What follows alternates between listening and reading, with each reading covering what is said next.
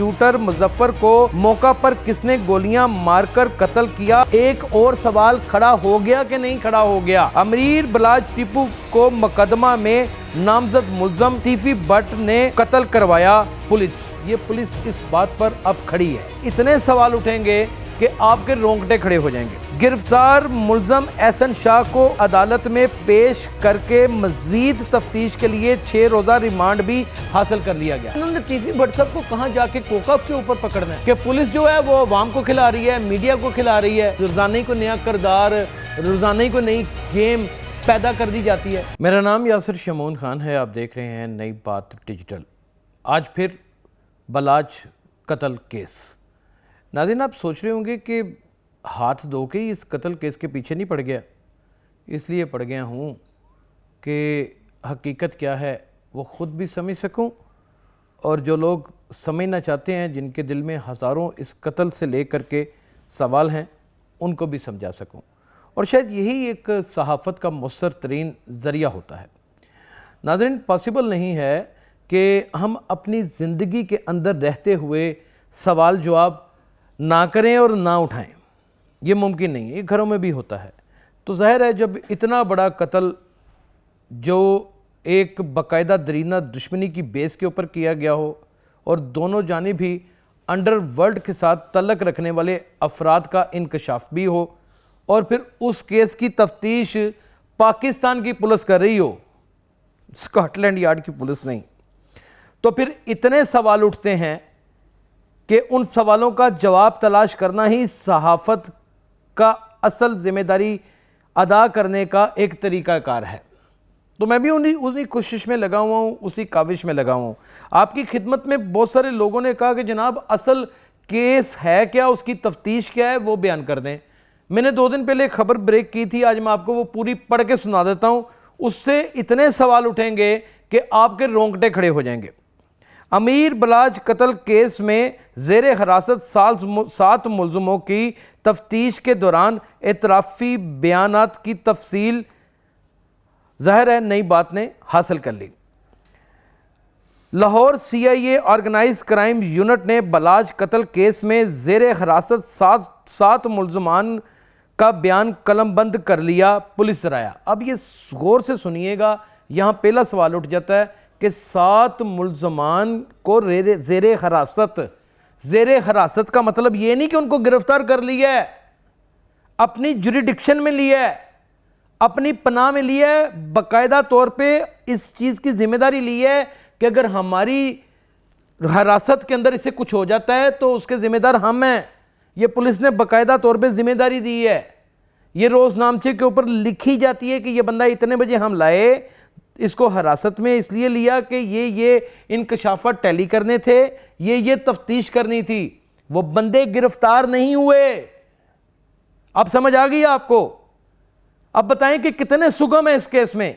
वो बंदे गिरफ्तार नहीं हुए और ये पुलिस के पास हक मौजूद है फ्यूडल लॉ के तहत कि वो गिरफ्तारी को इल्तवा में रख सकती है और जो चीज़ इल्तवा में रखी जाए उसे हिरासत में लिया जाता है, माल मुकदमा जब्त किया जाता है। सवाल बहुत हैं, बहुत सारे सवाल हैं जिनके जवाब तलाश करने हैं। तो लिहाजा अभी तक इनकी गिरफ्तारी नहीं पड़ी, ये मैं आपको बता देता हूं। बलाज कत्ल केस करने के लिए 2 शूटर और 3 सहूलतकार मौका पर मौजूद थे। ये पुलिस का ज़राया है, ये मेरा नहीं है। ये तफ्तीश पुलिस ने की है, इनको हिरासत भी पुलिस ने ली है और ये पुलिस का ही ज़राया है। और ये इतना मुसद्दका ज़राया है कि इसमें कोई दूसरी बात हो ही नहीं सकती। बलाज को कत्ल करने के लिए 2 शूटर और 3 सहूलतकार मौका पर मौजूद थे। ये पुलिस अपने मुंह से इतराफ़ कर रही है। बलाज को कत्ल करने के लिए शूटर मुजफ्फर को मौका पर किसने गोलियां मारकर कत्ल किया, ताहाल कोई तयन ना हो सका। अब इस बात को, इस पैराग्राफ को दोबारा समझने की कोशिश कीजिएगा कि बलाज के कत्ल करने वाले शूटर मुजफ्फर को मौका पर किसने गोलियां मारकर कत्ल किया, ताहाल कोई तयन ना हो सका। यानी कि ये अभी तक तयन ही नहीं हो सका। अब यहाँ पे फिर वही बात आ जाती है कि जिसने एप्लीकेशन लिखी, जो FIR में फर्स्ट इंफॉर्मेशन रिपोर्ट में तब्दील हो गई, उसने भी नलायकी की इंतहा कर दी कि उसने ये कहा कि हमें पता ही नहीं किसने शूटर को गोली मारी है। और दूसरी जानिब उसने ये भी कहा कि हमारा तो असला यहाँ पे मौजूद ही नहीं था। अब तीसरी जानिब एहसन शाह लोगों को ये बताता फिरता है या लोगों को ये इन्फॉर्मेशन है, उनके ज़राए ये बता रहे हैं, मेरा ज़राया नहीं, या मुझे ये कंफर्म नहीं करता कि भाई उस दिन को बड़ा असला या कोई राइफ़ल या कोई ऐसी चीज़ जो है उन्होंने इस्तेमाल ही नहीं थी की, निकाली नहीं थी। फिर इस चीज़ को पढ़ देता हूँ ताकि बगौर इसका आप जायज़ा ले सकें। बलाज को कत्ल करने वाले शूटर मुजफ्फर को मौका पर किसने गोलियां मार कर कत्ल किया, ताहाल कोई तयन ना हो सका, लिहाजा उसे जहन्नम गाफिल नहीं किया, उसे कत्ल किया गया। यानी कि बलाज तो कत्ल हुआ, लेकिन जो उसे कत्ल करने मुजफ्फर आया था और उर्फ सादक हुसैन आया था, वो बजाते खुद भी कत्ल ही हुआ। तो एक और सवाल खड़ा हो गया कि नहीं खड़ा हो गया? यहाँ पर एक और सवाल खड़ा हो गया और इसी सवाल की तलाश में और इसी जुस्तजू में हम अभी तक लगे हुए हैं। मुल्ज़म एहसन शाह ने अमीर बलाच के बारे तीफी बट बार बार इतला देने का एतराफ़ी बयान दे दिया, पुलिस ज़राया। ये पुलिस का ज़राया, पुलिस के पास बैठकर जो शख्स कह रहा है, मान रहा है, क्या उसने अदालत में भी माना कि नहीं माना, ये आगे जाके आपको पता चलेगा। हर्फ ब हर्फ आज वो चीज़ बयान कर रहा हूं जो हकीकत है और फिर इसके ऊपर तबसरा भी जारी कर देंगे। नाजरीन फिर इसको पढ़ देता हूं। मुल्ज़म एहसन शाह ने अमीर बलाच के बारे तीफी बट, सुन लीजिएगा इस लाइन को, ये बड़ी अहम लाइन है इस पूरे मुकदमे में। मुल्ज़म एहसन शाह ने अमीर बलाच के बारे तीफी बट बार बार इतला देने का एतराफ़ी बयान दे दिया, पुलिस ज़राया। ये पुलिस का बयान है।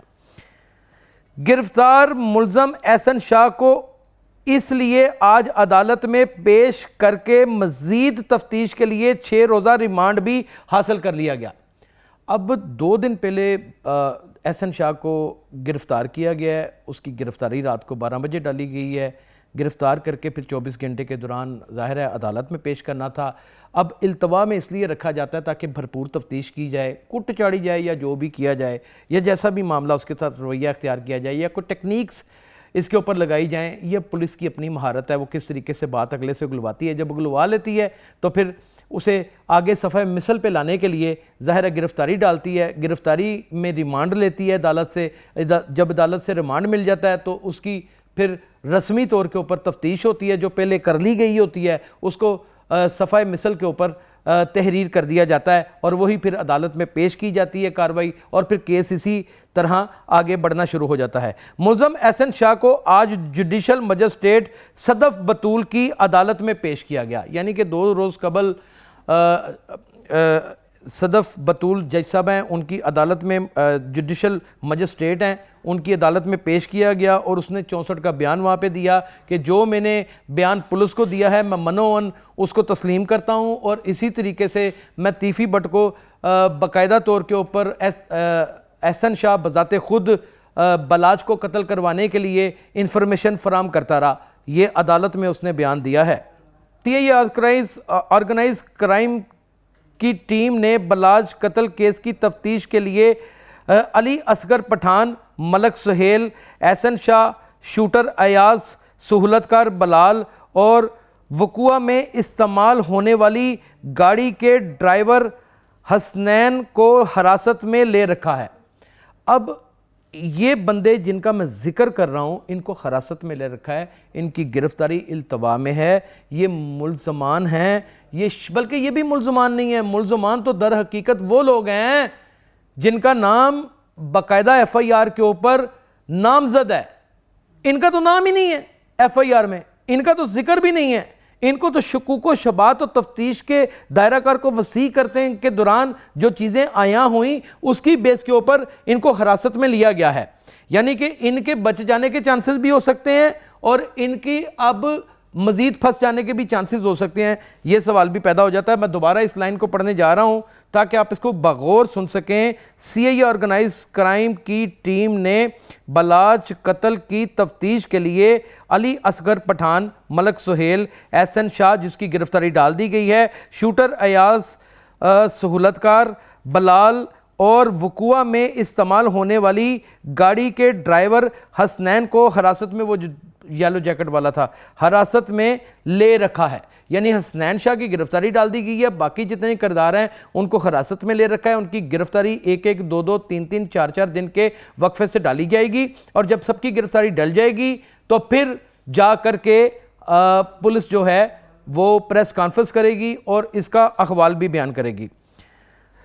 लाहौर में ही ये कत्ल हुआ, लाहौर ही की पुलिस इसे तफ्तीश कर रही है, लाहौर में इसके मुद्दई मौजूद हैं, मुल्ज़मान जो हैं वो मफरूर हैं, यहाँ पर मौजूद ही नहीं है। इस बात को बगौर जायज़ातन अपने जहन में रखिएगा। अमीर बलाज टीपू को मुकदमा में नामजद मुल्ज़म तीफी भट्ट ने कत्ल करवाया पुलिस। ये पुलिस इस बात पर अब खड़ी है, स्टैंड कर रही है। तफ्तीशी अफसर इस बात पे स्टैंड कर रहा है, अदालत में भी कह रहा है, मीडिया को भी कह रहा है और इसका हेड भी कह रहा है। जो ऑर्गेनाइज क्राइम यूनिट का हेड है इमरान किश्वर डीएजी, वो भी यही कह रहे हैं।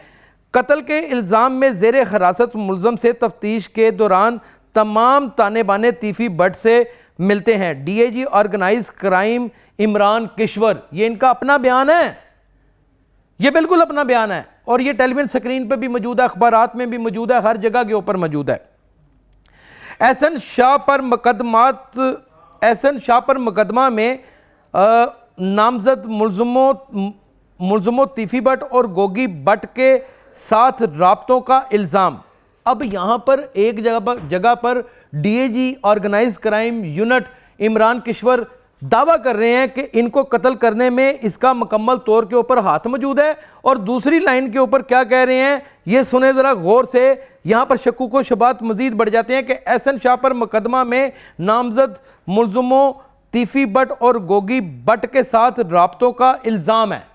एक जानिब पे इल्ज़ाम है, दूसरी जानिब पे आपने तफ्तीश कर ली है, तीसरी जानिब पे आपने एहसन शाह को अदालत में भी पेश कर दिया है और चौथी जानिब आप उन किरदारों को अलग अलग अपनी अल्तवा की गिरफ्तारी में भी रखे बैठे हैं। यानी कि जिसको ये कहा जा सकता है कि हिरासत में भी लेके बैठे हुए हैं।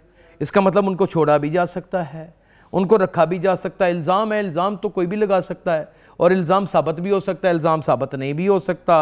अब नाज़रीन, इसमें जो सबसे ज़्यादा हैरत में मुब्तला कर देने वाली बात है वो ये है इसमें, जिसको हम किसी सूरत नज़रअंदाज नहीं कर सकते और मैं आपकी तवज्जो मरकूज़ करवाना चाहता हूँ कि इन्होंने तीफी भट्ट साहब को कहाँ जाके कोकफ के ऊपर पकड़ना है। जब तक तीफी भट्ट साहब बगजाते खुद इश्तिहारी नहीं हो जाते, उनको कहाँ पकड़ा जाएगा, कहाँ पकड़ा जाएगा।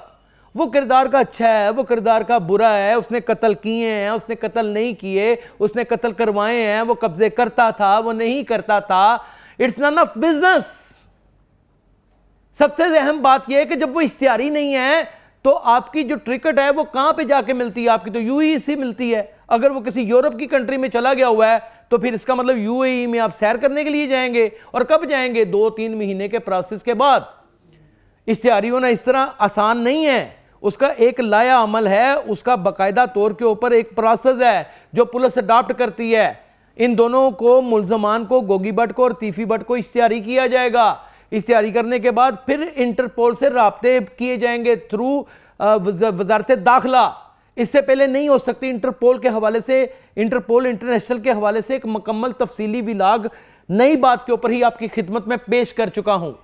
नाज़रीन, कहीं आपको ये नहीं लग रहा इस पूरे मुकदमे को देखकर कि यहां पे चुमुखी खेली जा रही है, कि पुलिस जो है वो अवाम को खिला रही है, मीडिया को खिला रही है, उसके इरादे कुछ और हैं और मुद्दई हजरात जो हैं वो पीछे हटे हुए नजर आ रहे हैं और मुल्ज़मान जो हैं उनका जुर्म साबित नहीं हो पा रहा। आपको ऐसा नहीं लग रहा, आपको ऐसा नहीं लग रहा कि एक टीवी स्क्रीन के ऊपर चलने वाला कत्ल, जिसकी वीडियोस मौजूद हैं, जिसकी डॉक्टर की तस्दीक मौजूद है, जिसकी पोस्टमार्टम रिपोर्ट मौजूद है, जिसके शवाहद मौजूद हैं, जिसकी सीसीटीवी फुटेजेस मौजूद हैं, क्या आपको नहीं लग रहा कि इस केस को उलझाया जा रहा है, इस केस को मखसूस किया जा रहा है? कभी ब्लू फिल्म उसकी कोई निकाल दी जाती है एहसन शाह की, रोज़ाना ही कोई नया फ्रॉड, कुछ ज़्यादा ही रोज़ाना ही कोई नया किरदार, रोज़ाना ही कोई नई गेम पैदा कर दी जाती है। ये हो क्या रहा है और ये कर कौन रहा है? उस बंदे की तलाश में निकलते हैं आप और हम। ख्याल रखिएगा अपना। अल्लाह हाफिज़।